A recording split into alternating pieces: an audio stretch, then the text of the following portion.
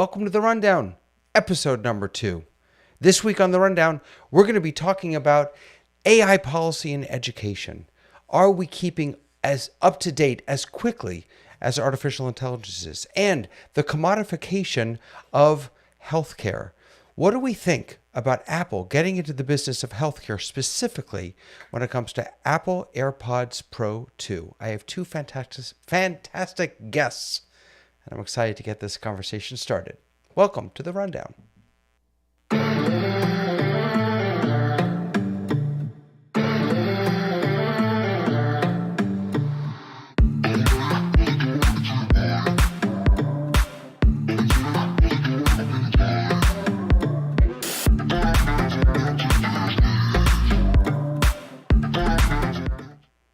Welcome, everyone. Welcome back to The Rundown. I'm so excited to be here today, and I'm so excited to welcome back Tamra to our conversation. Hello. Tamra. How are you? Hello, David. I'm great. Good. Fantastic. And you're not out. No, what time zone are you in again? Remind me. I'm in Los Angeles, so I'm on the Pacific. And so are you just not going out for Halloween, or are you like I me am. and you just don't care? I'm I legit don't care. I'm probably going to go out after this and go visit with some family, but I'm not a trick-or-treater. I've never been. Even when I was a kid, I wasn't a trick-or-treater. You know what my problem with trick-or-treating is? My problem is I'm very happy just hiding in my house and not really getting to know my neighbors, which is terrible. Like I'm not advocating that, but I'm very happy being on my own. And so the thing about trick-or-treating is that the one time that I would go out to actually see my neighbors is to say, give me something. Like Right. if Halloween were about me going out and giving something, I think I'd feel differently. But I don't know. Well, and for me, I do theater, so like I don't need to dress. I don't need any special day to dress up. Like, I dress people for a living. Every day is Halloween in Tamara's house. Today is Halloween in the theater. I'm really happy to see you here. And I'm Thank also you. Thank really, you. really excited to welcome to the program Paul Wallace. Paul, how are you? How are you? I think we're going to have to call you the reverse trick-or-treater. Yeah, I I'm can't most wait till you show up at my no. house. You know what I did with my kids? So because I'm really not, both for religious reasons and also for just the icky reasons, I don't do Halloween. So what I did with my kids when they were young is I said, I tell you what, we don't celebrate Halloween, but we can absolutely help other people celebrate Halloween. So what we would do is we'd go out, we'd buy candy, and I'd let them dress up in the house. And then every time they helped someone celebrate by giving them candy, they got a piece of candy themselves. That worked That's all until that. my kids were about 2.5. And then it just fell apart completely. So they're all Awesome. out right now, trick-or-treating. I have no I'm control. expecting no trick-or-treaters tonight. I live at the end of a long and winding road, and if somebody makes it back here, I'll empty out all the candy I have for them. I just I keep think my there's a lights off. 1% chance they'll show up. Isn't keeping your lights off, isn't that like the universal symbol for don't bother me, I don't do Halloween? Yeah, I don't want yeah, to pretty play. much. Yeah. Which is so terrible. That's me though. I'm going to go to my sister's because she will for sure have candy and kids at her house. But for me, I'm going to be like, please do not come before I have to leave. We're so antisocial. What's wrong with us? I saw cute trick-or-treaters at the mall today. They were adorable, and Oh, yeah. all the people were giving them candy. So Well, there you go. There you go. All right, my friends. So let's jump into this. Let me set the stage, and then we'll bring up this panel to discuss this. Um, this summer, there was, I think it was a TED Talk, but it was more of a discussion with the founder of Conmigo. The founder of Khan Academy. And he was talking about their new AI tutor, Conmigo, which is a very, very interesting tool. I just actually signed up as a teacher, and what I'm showing you here is not nearly the interesting parts of it, but it has very focused for education ways that it can help you. So, for example, let me go over here to one of my documents. I happen to be teaching a class it's a graduate level class on digital religious expression. And I took their final project and I pumped it into Conmigo. And I asked it, I said, can you please give me step-by-step assignment directions? And it did a really nice job. And if I want to dive in deeper to something, I can ask Conmigo a question. Let's go ahead and discuss this. I wrote write assignment directions. It gave me that. I said discuss this, and then it gave me a more detailed explanation of what it worked on. This is stuff that we can do in lots of different AIs. What's unique here is that is the way that it's packaged. It's packaged specifically for education. And the thing about the Conmigo, the product that really caught my attention is the AI tutor.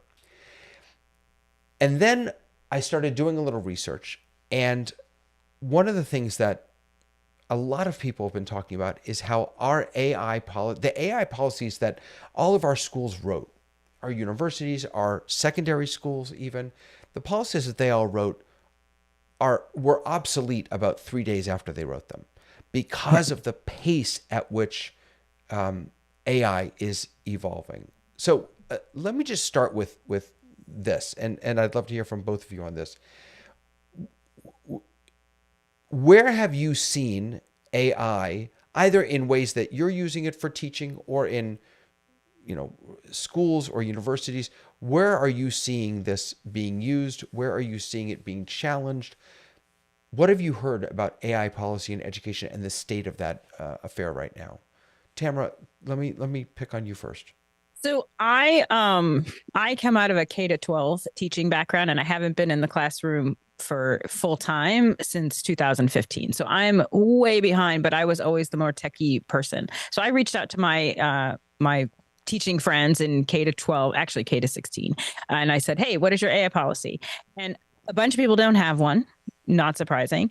And then what I found was interesting is I got people from very small schools who had the AI policy of absolutely not. There was a school in Texas. I won't mention what it is, but their AI policy was one paragraph. It said, "Do not use AI under any reason. That is a cheating offense. We consider that cheating." And then the next line underneath it said, "If you use AI, make sure to cite it. If you don't cite it, that is this offense." I'm like, but you just told them they can't use it. How can they cite it?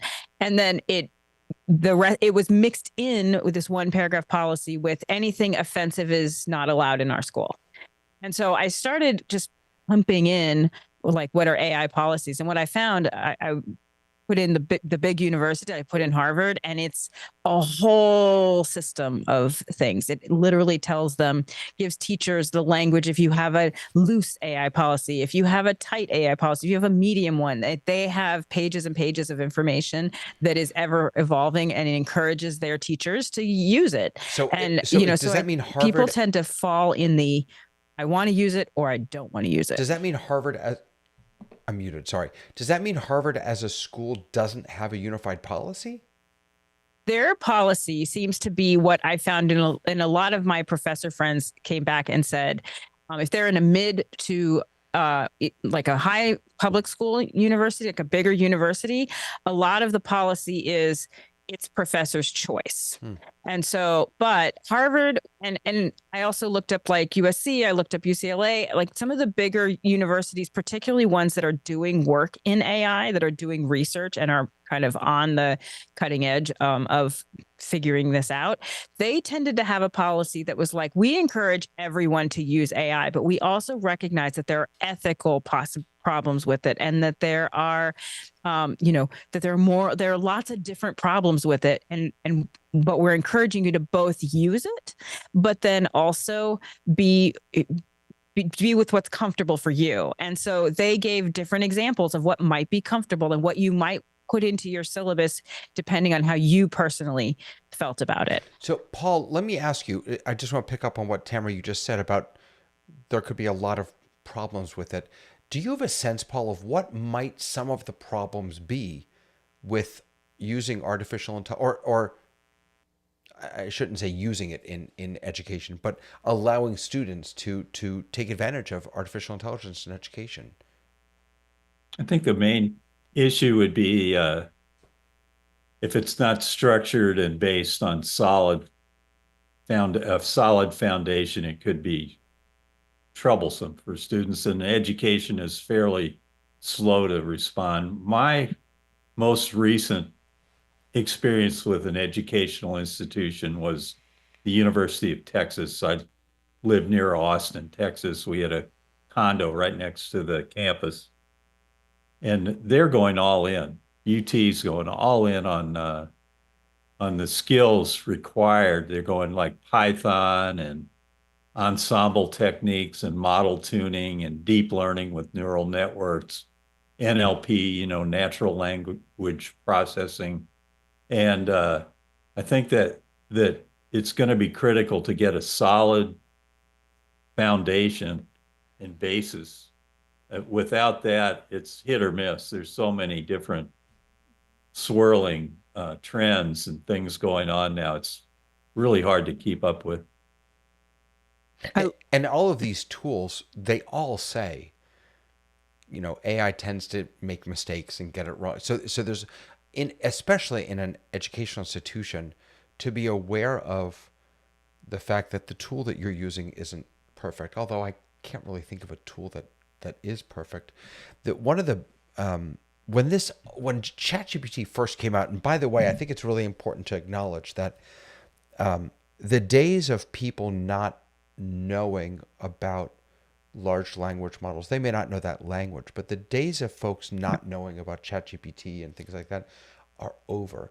Now that Apple Intelligence is out in iPhones and iPads and Macs, I fully understand that not everyone is going to have the newest, fanciest gadget that works with it. But the fact that Apple is now building around the idea of Apple Intelligence, it is absolutely going to be ubiquitous. Everyone's going to have it, even if they don't know what to call it. We're all going to have it. It's going to be in the palm of our hand. But back when it started, when folks were just learning about ChatGPT and students were just learning about how they could use it to cheat, Right. one of the professors that it was actually a Bible professor, if I remember correctly, and he decided to lean into it, like you just said, Paul, that UT was doing. He decided to lean into it, and he said to his students, for this assignment, ask ChatGPT. Like, I want you to submit what ChatGPT says, and then I want you to critique it. I want you to find all the ways that it's right and all the ways that it's wrong. Cite your sources. I mean, it was actually a brilliant way to approach this, because he there was he never had to say don't do that. It was do that. Let's use it. But that speaks to what the real problem is with people who have problems with it, right? The fear of it that I keep hearing over and over again in conversations with teachers and conversations with writers, and it just the part of it that it makes it feel icky is that I keep hearing things like, well, students won't be able to think on their own, and they're not going to be able to develop a critical thinking skills. And I said, yeah, but this reminds me a lot of like what happened when Wikipedia came out. When Wikipedia first came out, everybody said, absolutely not. This is not a source. But anybody who does any kind of research starts at Wikipedia, because who put in Wikipedia articles? Someone who's an uber fan of Wikipedia. And you don't use it as your cited source, but you certainly would start there to kind of go, let me get some nuggets and figure out where I'm going to start. So I feel like in a lot of ways, the reason people are having such a absolute no use of it is that they're really not understanding they're not understanding not only the possibilities, but now what the job is. The job as an educator is to help kids navigate and help adults navigate this new world. And if you're going to instruct, it's not just about writing a 5-paragraph essay.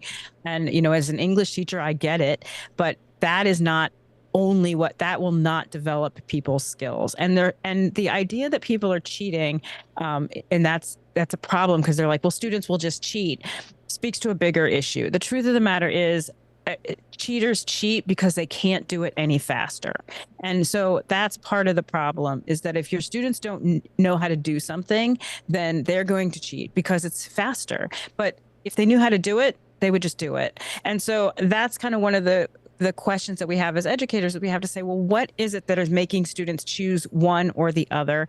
And what exactly are the critical skills needed to navigate the world, which is what we're training students how to do. My And it may or may not be what we have done in the past. my And that's very youngest scary. my youngest daughter is a sophomore, and I went to back to school. This was actually last year. I went to back to school night, and she was taking a technology class. And in this technology class, the teacher said that they're going to spend a good deal of time learning Excel. Great, like that's fantastic. I think it's really vital to learn Excel. I never took that class. I use Google Sheets, but it's the same thing. I use it every single day. I don't know any of the formulas or the Right. scripts, but I have sheets that do the most unbelievable things because I know how to search for the answers. And so my question for the teacher was, it's great that you're teaching them how to use Excel. Are you teaching them why to use Excel? Are you teaching them when this tool will benefit them in real ways, in powerful ways? And I worried that they were spending too much time on, on the technology of it. Frankly, there's I'm not sure if I buy this, but Joe is saying handwritten assignments are coming back into fashion as soon as so much Mm-hmm. AI work is being turned in.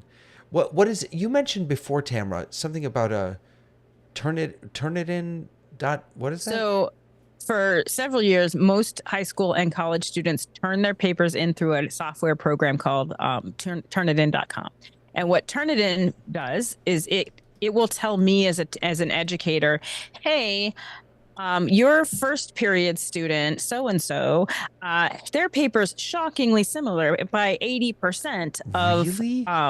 what your fourth period student is like. And then the other thing it does is when Wow. you upload it, it will give you as a student the percentage and say, hey, this much of your paper is plagiarized. Right. And look, So it's that giving 30 AI, 37% of this is AI. Wow. Yeah.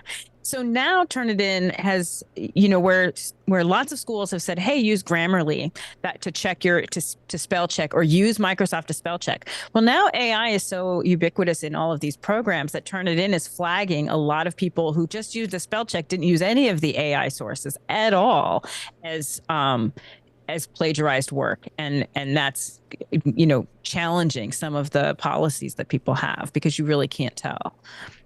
This is fascinating. I didn't even know this existed. Uh, Yeah, that it's been around for a long time. It's been around at least I want to say at least since 2010 because yeah. that's when I first started hearing about it. So, Paul, what do you make of the ethics of this? What do you make of the ethical questions and implications of? Sorry, I want to change my question because it's not so much about ethics. It's about the nature of learning, right? The nature what AI is doing is it's a little bit like COVID. I'm sorry, I'm running around here, but it reminds me of COVID. What COVID did for so many of us, God forbid any of us should ever have to go through something like COVID again, but if you have to find a bright spot, a light in the darkness, it it forced us to push ahead with technology, to learn how to use technology. It did a lot of good in that respect.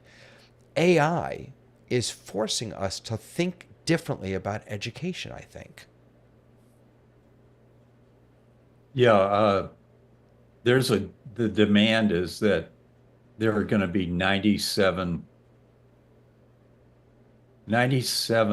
million new AI jobs expected globally over the next 2 years. Wow. And in terms of ethics, there's this UT curriculum that just ramped up very quickly. They have like deep learning, machine learning, planning, search, and reasoning under uncertainty and reinforcement learning. But they also have ethics in AI, and that's the only required course is the ethics in AI. It's front and center. It's the most critical aspect of any curriculum going forward and that's where their focus is. That's why it's the only required course. 97 million. That's amazing. 97 million. That's what UT forecasts Wow. Worldwide? globally. Globally. Wow. Globally, yeah. So if that's the case, then we're going to need some good teachers of AI. And irony of all ironies, the best teacher of AI may turn out to be AI.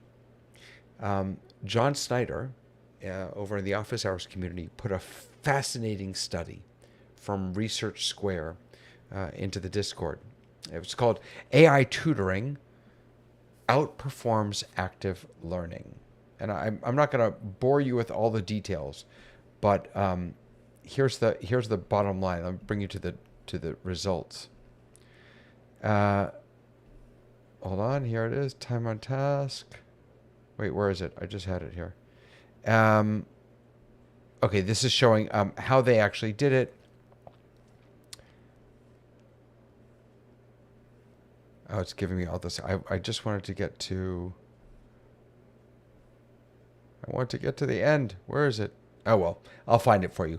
But here's the takeaway. Kids learned, these were college students. Kids learned better with an AI tutor than they did with an actual teacher. Here it is. Students learn more than twice as much in less time when using an AI tutor compared with the active learning class. They also feel more engaged and more motivated.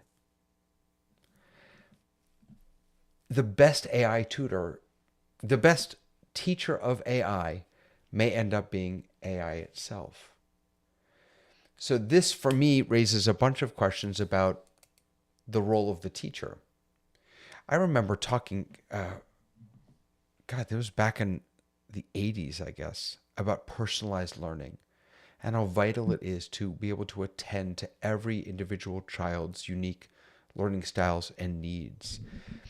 And how hard that is to do when you've got 15, 20, 30 kids in a classroom. It is very hard. Yeah. I mean, how can you possibly attend to every need?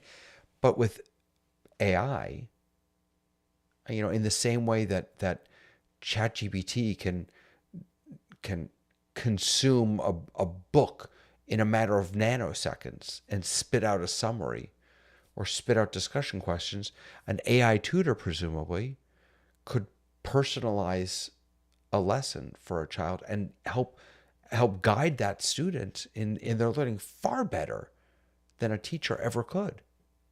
What's the role of the teacher? So you're talking about content versus like there are two things that you're doing as a teacher. One is you are teaching content, right? And the question really is it content you should be teaching or more of the soft skills and life skills?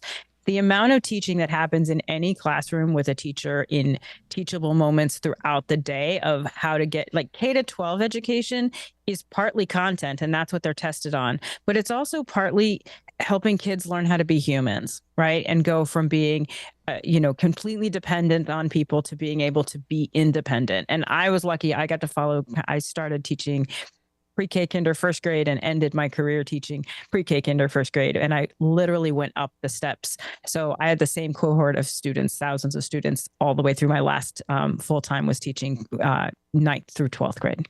So the reality is you're teaching a lot of things more than just content. I do think that teaching content, there's a lot of reasons why kids might respond to a computer better than a teacher, right? This is kind of where they're most comfortable. But I think one of those reasons is if someone is not doing well at something, then even though I may not be a judgmental teacher, I may be someone who's like ready to help someone. I'll stand on my head to help them learn something. Their own personal self-efficacy, their belief that they can do something, and then their ability to, want to balance between being cool and, and also, a true understanding of where they are in their reading or their writing or whatever they're doing. Sometimes the AI can be just non-judgmental. And even if I'm not judgmental, it's a perceived judgment that I give off to a student who is struggling that is that I'm smarter than them and they'll never be in that space. And I think that the reality is if teachers are honest, then I am the best teacher for 25% of the students in my class. Absolutely. Like the moon's lined up. I'm the best teacher ever. And I am the worst teacher no matter what I do for 25% of the students in my class. And the 50% in the middle are great with me, but they could be great with David. They could be great with Paul. And that's the reality. So what do I do for that bottom 25% who just, I'm not the right teacher. I'm too loud. I'm too, goofy or whatever it is. This may be an answer to that.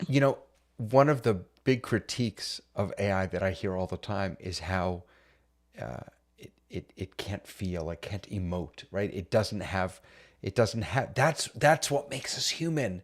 But what you just shared is so fascinating because those very qualities can also get in the way sometimes of good teaching because we are human. We tend to be judgmental. Because we're human, we tend to be impatient. An AI model will never get impatient with a student. I know because I'm a dummy. And so I will ask AI something, it'll get it wrong, and I'll realize that I didn't ask it the right way. And it'll take me 20 more times. And every time it's so polite. It's always, oh, I'm so sorry I got that wrong. Like it got anything wrong. That's something for us to learn as teachers though, too, right? Because it's very hard sometimes. It is super hard to not take personally what a student is telling you. And what a student can tell you is, I hate you. I hate this class. And it's even impossible for me as a teacher to not take in some of that, no matter how experienced I am or how impervious I am to like whatever kids are going to throw at me. And in a way, that is something to learn from AI because AI comes at it 100% positive. They're like, of course, I'd like to, like, here, can you answer this question for me? It's like, absolutely, I can answer that question for you. Here it is. And then when it gets it wrong, it's like, or you say, actually, I really want this. You know what? I can give you that. It's so accommodating and so positive. And that is something that like, humans do struggle with that. Like we just do. So I think that's helpful in both for the student and for the teacher to kind of look at. Yeah. Tony is reminding us that it's the modern day calculator, right? Teachers Absolutely. who were so concerned about the calculator. It's the same idea. And Joe writes back in, can assessment focus on the scantrons at the expense of blue books? Is it discipline dependent? That's another interesting question or point, is that it's not one size fits all necessarily. Right. There may be some topics for which AI tutors or companions are really helpful and others for which they're not. Let me just share really quickly from this study that John sent us, what they tried to build in to this AI model that they used. So they talked about key practices. One of them was facilitating active learning, which again is an interesting and a challenging idea when you're sitting in front of a screen, when you're sitting in front of a computer. How does that become active learning? We are, I've talked with about in the context of religious services, about the challenge of doing that in digital space is that we associate screens with passivity. When I sit down in front of the TV, I'm not planning on working on anything. I know that that's a passive experience, and so to turn something into an active experience online, I think is interesting and challenging. They go on to say managing cognitive load, promoting a growth mindset, which I love. If you don't know about growth mindset, that could be a whole other class. Cool thing. Yeah, scaffolding content, which is I would argue something that AI could do much better than we can do. Ensuring accuracy of information and feedback, that's a challenge. That Paul, you pointed that out before. That's going to be a challenge. Although, sorry, I should say, and I should bring it up here, Chat GPT today, at least for me today, released their search feature. So now, if I were to, who is David Paskin? Now, this is actually going to know something because I've given it. Yeah, it has my. That wasn't a good example because it's got my information there. But I can now, tell me more about David Paskin. And then if I click on the globe, what it's going to do is it's going to search the web now. Mm.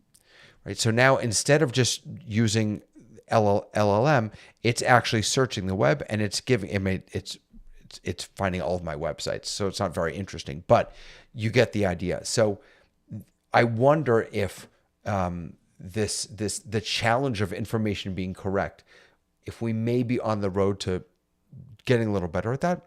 And sorry, I'll finish up. Ensuring accuracy of information. Next, number 6 was delivering such feedback and information in a targeted and timely fashion.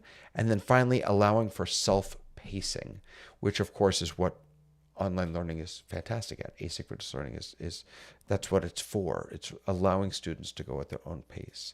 Paul, do any of these sort of jump out at you? Any of these best practices that you think AI is really gonna?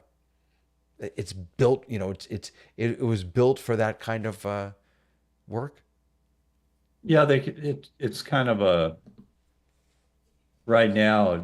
Supposedly, Apple Intelligence, from what I've heard, it's about 2 years behind, but they're using GPT, which puts them on a level playing field with everybody else. And So my understanding is, so I'm on the beta, and my understanding is that I'm still at, sorry, the public beta is at 18.1, at least on the phone. That doesn't have ChatGPT yet. The developers beta 18.2 has the ChatGPT functionality. So we just us, so we haven't peons, seen it yet. yeah, then. we got the Right. little stuff, and the Yeah. real stuff is coming later. Yeah, Yeah. but and we'll have to see if they really can assure accuracy of information and all of that stuff. But Yeah, if you go to if you enroll in the UT program, it's $10,000, and you have 30 credits. So you take 10 courses for 30 credits, and they're instructor intensive. They have TAs, assistants helping you, and professors, and it's pretty rigorous. I think it's probably the model for training right now in how to and the degree is called an MSAI, Master of Science in Artificial Intelligence. And until AI itself gets to the point where you talked about, David, where it can train you, I think that's the way to go now, is get in a program with other real students in an academic environment, more traditional environment. though you just reminded me, Paul, that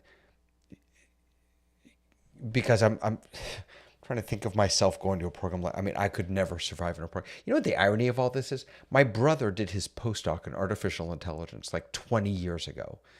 He's a big shot over at Google. He knows all this stuff. I don't understand it. But like 20 years ago, 25 years ago, I think, however long ago it was, he did his postdoc in artificial intelligence. That's not where I'm going to be. But the fact that ChatGPT almost from the get-go had the capacity for folks to build their own their own GPTs is really interesting, and it really is a challenge to all of us to do what you said, and that is to jump on the bandwagon and start learning about this stuff, so that we don't all feel like Luddites at the end of the Isn't day. a degree in AI, though, similar to a degree in some ways in computer science 30 years ago? It's completely irrelevant in some ways 10 minutes after you've finished your first course. I feel like one of the things that we really have to focus on, whether it's in education K to 12, whether it's in AI, is understanding that we're not teaching content as much as we need to be teaching skills. The real skill in AI, in using ChatGPT, is really playing with your prompts. You can put 1,000-word prompt in. You can ask it to ask you questions to continue on the conversation and say, ask me what it is. Ask me more questions to get more information until you have enough information that you need. Really understanding that the easy part of ChatGPT is the cheating part. The easy part of it is, let me just run there and get information very quickly. But the real skill in it isn't the content, because the content is going to change 2000% every single quarter from now until the end of time. The real skills that we need to be teaching are how do you take all of this information that is coming at you? And I'm not sure that we're doing that to the best of our abilities with kids. We've given them tiny computers in their hands at a really young age. Thousands and thousands of images are coming at them every single minute. And the real skill to surviving in the world right now is understanding how to analyze and get rid of some of that noise and Filter. know what is Yeah. true and what is not true. And that's really what we have to be thinking about in education is what skills do people need to human in 2025, as we go To forward. human. I love that. What skills do people need to human? That's fantastic. Prompt engineering. Yep. Yeah. Exactly. But it's and so that brings us full circle then back to AI policy, because what skills need to, I think, start doing, not skills, excuse me, what schools need to start doing is thinking less about how is AI going, sorry, let me change that. They need to worry less about how AI is going to disrupt learning and Absolutely. think more about how they can, how what a blessing that will be. Because education is ripe for disruption, and AI may be coming along at just the right moment. So I'm gonna shift us now. By the way, one of the things that we learned last week is that 20 minutes per topic was not enough, and apparently we've learned that again this week, because we've gone 40 minutes now, and we've only done our first topic. So I apologize for that. The other thing I need to apologize for is that I have not been paying as close attention as I should to the chat, mostly because I'm focused on this. Okay, my daughter's boyfriend says hi. He's watching. Okay. Hi, Austin. Tony is using. Wait, Tony, you got 18.2? Oh, he's What? on the developer beta. And okay, so this is also interesting. So Tony also wrote he's using paid ChatGPT. I actually just did this today. Just today for the first time, and I figured I'm going to try it for a month. I love it. I purchased the whatever you call it, the monthly, because the web search feature is only available on that. So I'm going to hold on to it for the month. It's only $20. I'll hold on to it for the month and see how impactful that is. All right, I do want to shift us though, but by way of shifting us, I want to tell everyone that if you would like to be a part of this, please come join us. TheRundown.show. You can join the Discord over there. You can join Mukana over there. You can watch the shows. If you'd like to be on the panel with us, just reach out to me. I'd love to have you. Paul reached out. I'm so thrilled. I'm never letting Tamara off the panel, so she doesn't really have a choice in the matter. But really, we'd love for you to be a part of this also. So our second topic for today is about something that I have never owned. AirPods. Me neither. I don't know why. You neither? I have No. I have buds. I have buds that I use, but I always buy the cheaper ones because I'm not an audiophile. It's just not something that's been terribly important to me. But the big announcement is that now AirPods Pro 2 are also hearing aids. And this is pretty wild. It starts with a hearing test, and then it is able to automatically adjust the AirPod to support you in your hearing needs. It's Apple has been in the healthcare game in small ways. With I can get my EKG on my wrist, or I can get my heart Love rate that. in little ways like that. This is a whole different thing, if you ask me. And it's a whole different thing, I think, because in a strange way, they are commodifying healthcare. Now, the problem with saying that is that healthcare isn't free, and now they're charging for it. In some ways, it's the reverse of that, because when you think about having to get hearing aids, you're very often looking at what, $1,000 to $3,500. thousands of dollars. Right. AirPods Pro Thousands. 2 are $249. Yeah. $249. With AirPods Pro 2, the hearing test is integrated. You don't have to go anywhere. You can get it right at home.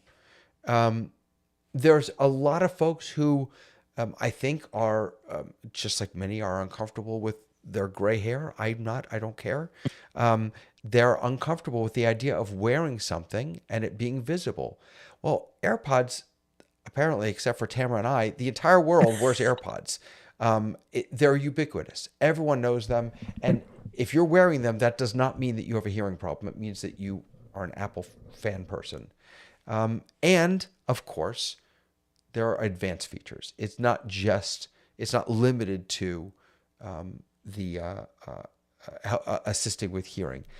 The flip side is that I think that there are some real concerns around this, and this is where I want to hear from you all. Limited suitability. These are not going to be for everyone. These are for folks with mild to moderate hearing loss. If you have something more significant than that, these really aren't going to help you. And I would hate for folks, there are a lot of people who don't get hearing aids when they need them. I would hate for people to rely on this when they really do need something a little more substantial. Battery life is a big difference also. AirPods Pro have about 6 hours of battery life. Traditional hearing aids can last a lot longer than that. Lack of professional guidance. You're doing this at home on your own, and you're trusting a phone and technology as opposed to a person. And of course, because of that, because you're self-administering this test, it's entirely possible that you may not get the most accurate results. So what do you think of Apple getting into this business? Is it good? Is it bad? Is it a mixed bag? Paul, I'm going to put you on the spot. What do you think? Well, I had someone I know recently was in a car accident. And what happened was they fell asleep and they had a collision and the airbags opened, and the sound of the airbags was so loud that they lost their hearing. They couldn't hear.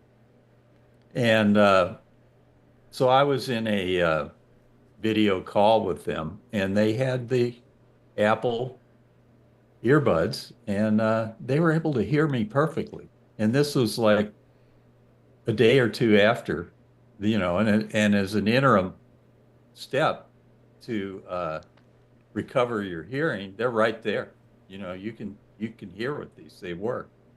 Now, as far as how they compare to the standard procedure that audiologists use, I don't know about that. But this person, we were able to carry on. The thing I don't like about that type of earbud is that it's untethered. Right. I like the kind of earbud that has a thing that goes around the back of my neck, so if it falls, I'm not going to lose it. Yeah. I don't know too much about how secure these things are in your ear. Yeah, folks on YouTube are really chiming into this. Hearing aid battery life is a big deal. AirPods aren't really there yet. Tony has them. It looks like he says they're worth the $189 investment on Amazon. I didn't realize they were that cheap. The spatial audio is fantastic on them, he says. Amplify Studios. I'm very excited about the new hearing aid functionality in the AirPods Pro. I have decent hearing, but find signal to noise hard to distinguish. I'm not sure if I have hearing loss at all. I can't decide if I'm just cranky or if I really do have trouble hearing. It's possible. And John, you were out, I think, with your kids before, but just a belated thank you for sharing that amazing study with us that you did. He says the health system is incredibly complex. The consumer is not the payer. CMS sets the bar for reimbursement. Incentives encourage raising costs. Many non-healthcare companies have failed to break in. So it's interesting that if any company is going to be able to break in, right, it's Apple. For someone who had significant health issues, Sorry. For someone who had, from Bobby World, someone who had significant health issues, I find some of the Apple Watch suggestions not as helpful. I go to check up regularly and probably more often than most. Right. And you know what, Bobby World, I have to, I mean, that's anyone with, I don't know how to say it in English, sechel, anyone with any, wisdom understands that these are tools. They are not replacements for professionals. Sorry, Tamara, I cut you off. No, I was going to say the battery issue isn't necessarily a problem because the reality is hearing aids are thousands of dollars. You could buy 2 sets of AirPods for less than that if that's I really heard what someone your else issue suggest is. that. I mean, I heard honestly, someone else say that. Just buy another pair. Right. Yeah. I was thinking about it also just in terms of my life in the theater, because we're always trying to find accessibility things for theaters, and it's incredibly expensive. It's crazy to try to retrofit theaters to be accommodating for people.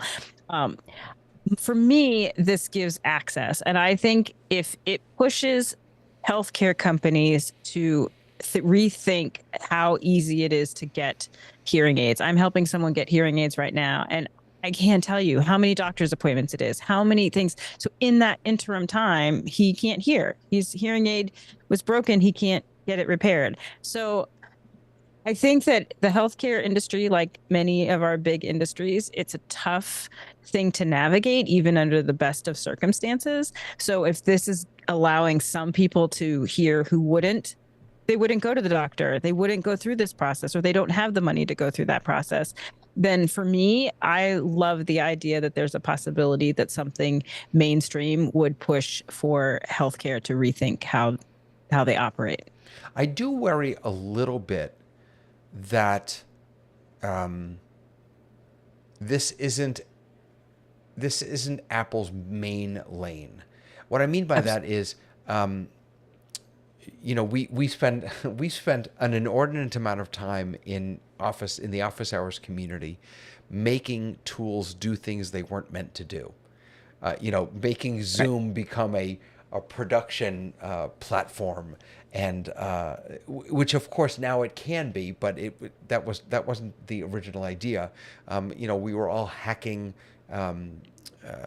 What are they called? Before the Elgato prompter came out, right? We were all hacking teleprompters and things like that. I feel like Apple is best. We are all best when we when we pick a lane and do it well. And there are some things that, I would argue that Numbers and Pages, their work suite that's not their lane. And it's not, with the exception of Keynote, those tools are not the best that Apple could put out. And this needs to be the best. Well, and I agree with that. And Apple has a track record of introducing something super cool and never looking at it again. And like not adding Vision features to it, or, Sorry, did I say Siri. vision? Sorry, did I say? So that is something that I think that's a really valid concern. If you're going to play in a lane where you're dealing with people's hearing, now that's totally different than dealing with, introducing a cool new feature that you're never going to look at again, or you're never going to integrate. You're right. Pages it's been there. It's been the same way it's been forever and ever, and no one uses it. So that's something that I do think that should be a concern of ours. And that if Apple's going to go down this road, then I want them to go down this road. I want them to be offering things that are alternatives to other things. But I also want them to understand that this is going to be something that is important, that this is not a cool new feature. This is something that is now a life or death feature, right? And I want you to put the time into that. There was an interview with someone from, forgive me for I'm not remembering his name, one of the about this on YouTube, and he said, he was one of the designers, and he said, every once in a while we get to make lots of cool stuff, but every once in a while we get to make something that really sort of changes the world a little bit. Lois is watching, and she says, she asks, isn't the hearing aid function secondary to Apple's speaker function? Yes, this is just a plus. It's on top of. You do not buy Apple AirPods Pro 2 necessarily just for them to be hearing aids. You buy them because you want to listen to great music. It's also a different technology because a hearing aid is not calibrated towards music. It is calibrated in a Towards totally speech. different way. It's calibrated towards speech. And so that's also different and interesting. And what would be interesting is to see how that is going, how that's going to change things. I mean, hearing aids have come a long way. I had a student who was 4 years old and who wore a little bone conduction, hearing aid. And her mom was like, "It's amazing. We can fly anywhere now because her hearing aid goes right into her iPad and she can get Netflix during the entire flight and I don't have to worry about it." But so things have changed and shifted, and I'm hoping that both things continue where we're really challenging to solve real life problems with whatever technology we have. Paul, did you want to jump in? Yeah, with the only earbuds that I use are really it's We just lost your something. audio, I think. Or is it just me? Just Tamara, you. can you hear him? I can hear him. Oh, I Hear me? can't hear either of you. I lost your audio. All right, David, keep talking, you Paul. must have I'm going bubble away. gum in your ears. I can't. David had the iPods. Hey, put on your AirPods. earbuds. Put on your earbuds. No, my experience, the earbuds I use, it's called the H2O, and they're for swimming, and they fit around the back, and they're bone conduction, they're waterproof, and I'm not worried about losing them. They're not going to fall off, and they work better underwater than they do above water, and they're Bluetooth technology. I just don't like the form factor. The form factor is what bothers me about the Apple earbuds. The functionality is great. And in the case of the person I was talking about, it really helped them get their hearing back immediately after that unfortunate auto accident they were in. Can you hear me now, David? We've lost David. My goodness. Oh no, it's up to us, Tamara. There It's we up to go. you. There You're the we one on go. screen. We're back. We're But I don't back. hear David. I still don't hear David.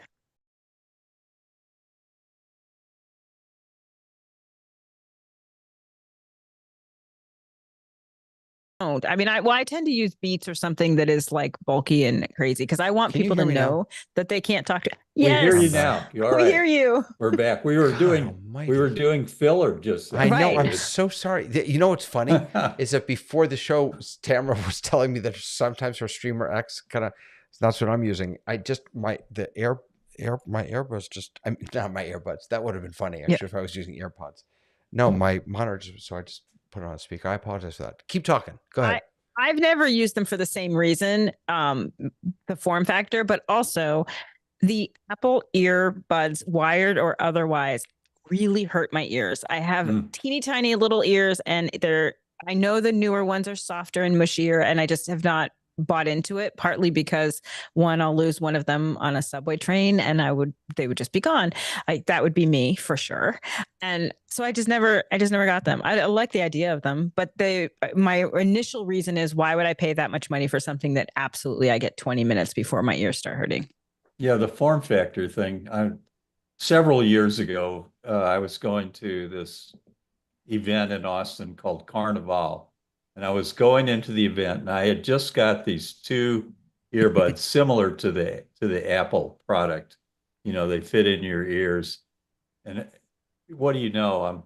I'm 20 feet in, there's all these people, and I'm missing one of my earbuds. So I had to backtrack and find my earbud. That experience kind of turned me off to the idea of having untethered, independent earbuds in my ears. You know, maybe the Apple ones fit better, and maybe they don't fall out of your ear. By the way, Tamara, you and I are getting some hate from people who use pages. Well, because we said that no one uses pages. Of course. Oops. Okay, one more question for you about this. Blurring the lines.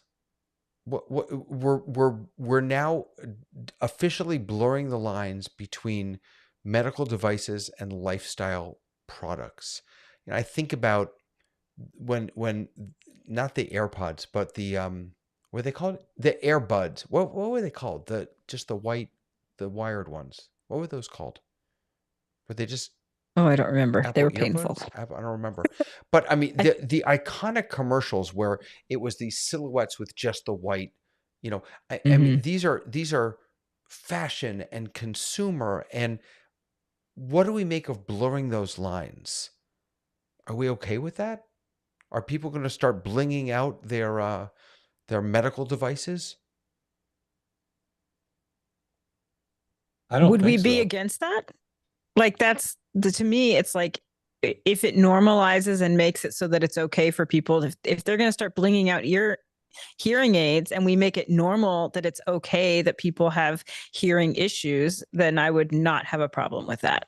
Yeah. Like, Yeah, yeah. If I was going to bling it out, I would make some kind of way to run a cord from one to the other, which went behind my neck, so that if one of them fell, I wouldn't lose it. I That'd be a guarantee good you that piece of bling to exists. have. I yeah. Some little, guarantee you that already exists. probably Absolutely. it's probably on Amazon. Yeah, I'm sure it is. Absolutely. Ugh, more people saying they like pages. Guys, it's nothing personal. It's just I hang my head in shame. I'm so I sorry to have know. I offended you. know. Um I want to thank you both. We've hit the top of the hour, and I'm so grateful for your time. Paul, it was so nice having you here. Thank you so much for It's joining great us. being here.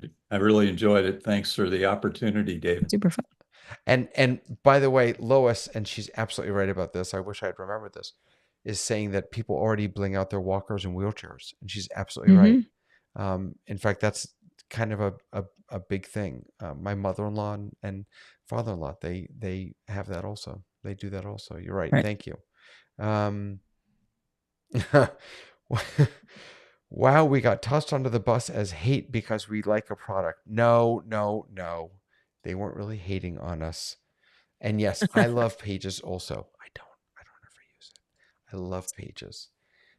There's nothing wrong with it. I love the fact that there's a choice for everybody to use what makes them the That's right. happiest. There's absolutely my only point was that's not Apple does not spend an enormous amount of time focusing on Pages because they know that that's really not. They're a thing. They're a device company really and a services company. But even though services is growing, Pages and numbers not a huge part of that.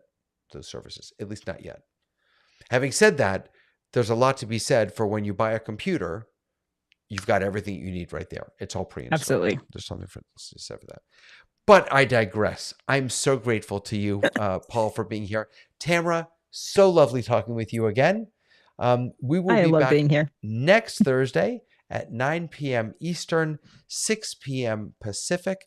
I hope you all have a lovely, lovely rest of Halloween. If you're celebrating, if you're going out, get lots of great candy.